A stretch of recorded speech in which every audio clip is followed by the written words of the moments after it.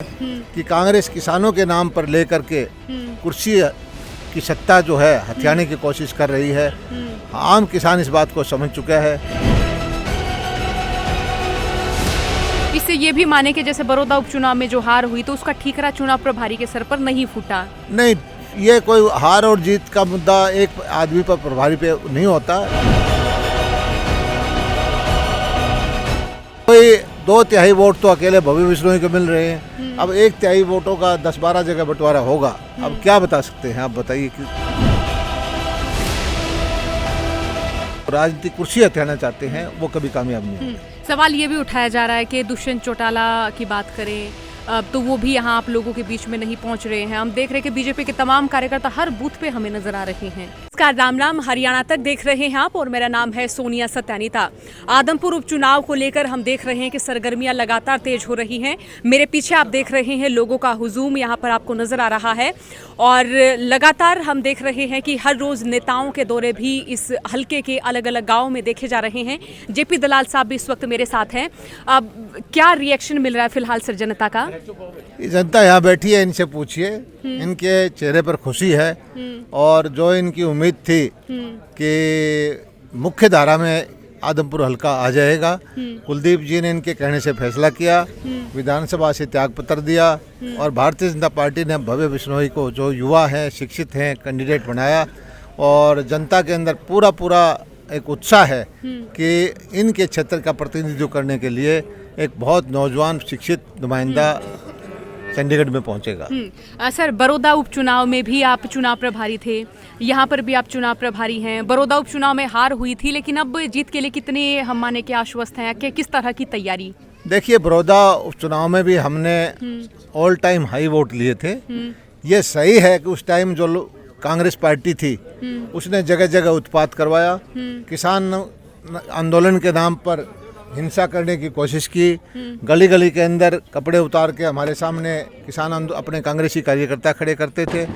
हमारी सबसे बड़ी जीत तो ये थी कि हमने शांतिपूर्ण चुनाव करवा दिया और कहीं उपद्रव नहीं होने दिया और बहुत अच्छे वोट वहाँ लिए।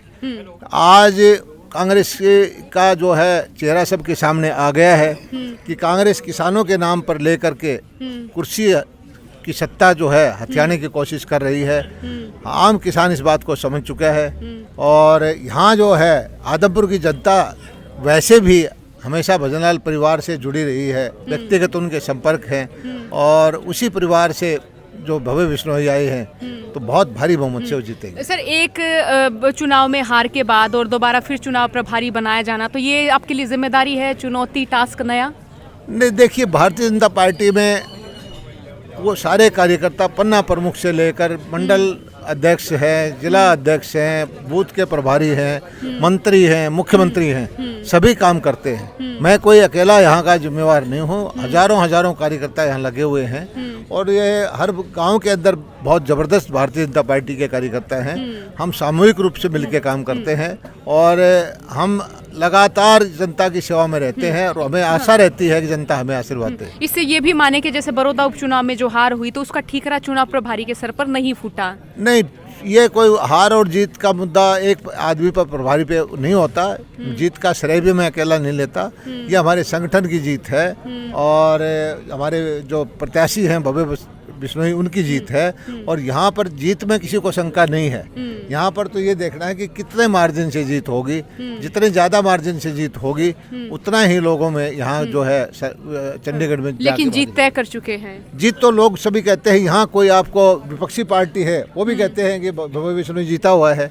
बात ये है कि कितने मार्जिन से जीतेगा, मुद्दा इस वक्त ये है। टक्कर में किनको देखते हैं फिलहाल? कोई 2/3 वोट तो अकेले भव्य बिश्नोई को मिल रहे हैं। अब 1/3 वोटों का 10-12 जगह बंटवारा होगा। अब क्या बता सकते हैं, आप बताइए कि क्या टक्कर में होगा। यहाँ पर जो कांग्रेस के प्रत्याशी हैं जयप्रकाश जी, वो पहले चुनाव यहाँ 2009 में लड़े थे। उन्होंने कहा था कि मैं हारूं या जीतूं यहाँ आपकी सेवा करूँगा, हर सप्ताह आपके आऊँगा। 12 साल तक उन्होंने दर्शन नहीं दिए। उनको यहाँ दोबारा इलेक्शन में लड़ने का कोई अधिकार ही नहीं है और ऐसे ही हुड्डा साहब का इस क्षेत्र में कोई प्रभाव नहीं है।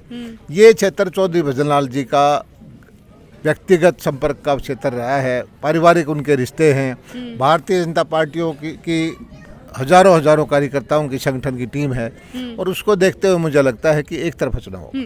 सर, यहाँ बालसमंद, आदमपुर, यहाँ कई क्षेत्रों में हमने देखा कि किसान आंदोलन पे थे। उन कईयों का तो ये भी कहना है कि बीमा कंपनी ने जो है बीमा भी हमारा लौटा दिया, बीमा भी नहीं मिल रहा है, नरमे की फसल खराब हुई, धान की फसल खराब हुई। आप तक पहुंची शिकायतें? ऐसा है कि बहुत सारे लोग जो हैं विपक्षी नेताओं के भाषा बोलते हैं।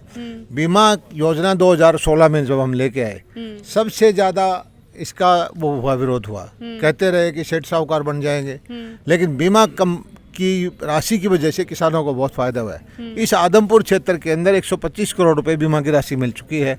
किसानों से हमने कोई 15-20 करोड़ रुपए लिया है। किसानों को बहुत लाभ हुआ है। और जो खराबा हरियाणा सरकार से मिलता है वो राशि भी यहाँ आ चुकी है। चुनाव आयोग ने परमिशन नहीं दी अभी बांटने की। और सबसे ज़्यादा किसान हितैषी नीतियाँ हैं हरियाणा की हैं। 14 फसलें हम खरीदते हैं, बाजरे का भावांतर भरपाई दी है, नहरों का नवीनीकरण किया है, 300 करोड़ नहरों पर लगाए हैं। बालसमंद के क्षेत्र में लगातार 4-5 महीने से नहरी पानी चल रहा है। किसान खुश है, लेकिन किसान बन के जो कांग्रेसी कार्यकर्ता, कामरेड या जो चीज़ राजनीति करने वाले लोग हैं, उनको इस जो राजनीतिक कुर्सी हथियाना चाहते हैं वो कभी कामयाब नहीं होंगे। सवाल ये भी उठाया जा रहा है कि दुष्यंत चौटाला की बात करें तो वो भी यहाँ आप लोगों के बीच में नहीं पहुँच रहे हैं। हम देख रहे हैं कि बीजेपी के तमाम कार्यकर्ता हर बूथ पे हमें नजर आ रहे हैं। देखिए, ये सारे कार्यकर्ता सही वक्त पे आते हैं। अब सवाल ये भी उठाओगे कि हमारे मुख्यमंत्री नहीं आए, वो 1 तारीख को आ रहे हैं। अब दुष्यंत चौटाला जी 31 तारीख को बालसमंद में आ रहे हैं। तो इस तरह एक समय हमारे पार्टी के निर्देश के अनुसार गठबंधन का जो कैंडिडेट है उसके सभी आएंगे, सभी लगे हुए हैं और बड़ी सबके अंदर एक खुशी का माहौल है कि अच्छा निर्णय जो है यहाँ हुआ है, अच्छा कैंडिडेट यहाँ मिला है। भारतीय जननायक जनता पार्टी के कार्यकर्ता लगे हुए हैं और उनके नेता भी आएंगे और भव्य जीत यहाँ होगी। लेकिन किसी तरह से गठबंधन में फिलहाल थोड़ी सी भी गड़बड़ नहीं है, या कह सकें? नहीं, सरकार में किसी तरह का कोई मामला हमारी नज़र में नहीं आता और यहाँ पर चुनाव में भी सभी दोनों गठबंधन के लोग जो है कार्यकर्ता लगे हुए हैं। सर, बहुत बहुत शुक्रिया समय देने के लिए। तो ये थे हमारे साथ जेपी दलाल साहब। अब एक तरह से उन्होंने कहा कि जीत को लेकर तो वो आश्वस्त हैं, लेकिन साथ ही हमें देखना होगा कि वोटिंग के बाद जो तस्वीर होगी, क्या उस तस्वीर में जो तमाम बयान नेताओं की ओर से दिए जा रहे हैं वो सच होते हैं या नहीं। कैमरा पर्सन दीक्षा यादव के साथ में सोनिया सत्यानीता, हरियाणा तक।